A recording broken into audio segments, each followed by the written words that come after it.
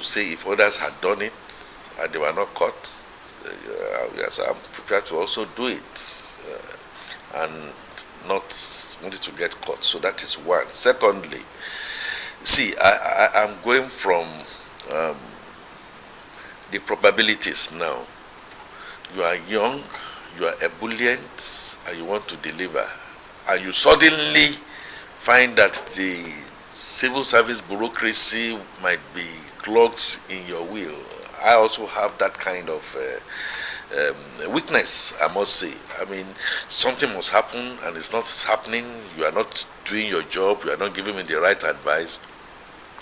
I have to find a way to go round it. And I think it looks as if Mrs. Betta Edu actually looked for a way to go around it, and that she did not listen, allegedly, listen to Mrs. Toyi Medun, the Accountant General, who is a chartered accountant, and I'm proud of that. Part of what we have said to government years back is for putting the right pegs in right holes.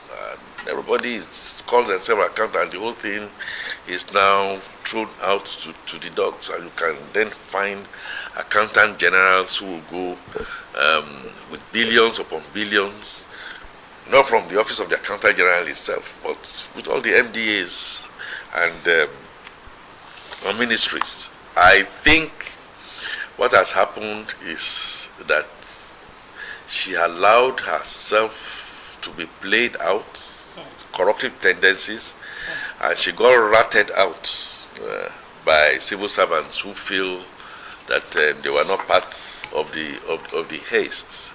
And because you cannot discipline all, unfortunately, she's in a rat hole. Yes, she's 36, and elders' advice to her at this stage, in my opinion, would be, thank you very much, Mr. President, for asking me to step aside. I put in my letter of resignation. Now, it's not ending here. We are also beginning to hear so many other things, so many other ministers that might be affected here. And that is where I started by the public service, the civil service needs a course on ethics. The Lagos Business School is one of the things that you go through all the time. And then we exchange views. I mean, if this happens, what will you have done? We have a lot of case studies, something similar to what has happened to Mrs. Edu here, something which allegedly happened to Mr. Uju, something that happened to Sadia, something that happened to Shehu. They will have just said, hey, wait a minute, this is not the way to go. If you know they did, like Wike will have said, if you don't have it, unfortunately, I mean, you will not have it. The most important thing to do now, and I don't think she's alone, is to take a cue and take a dignified exit. Tough, but take a dignified exit.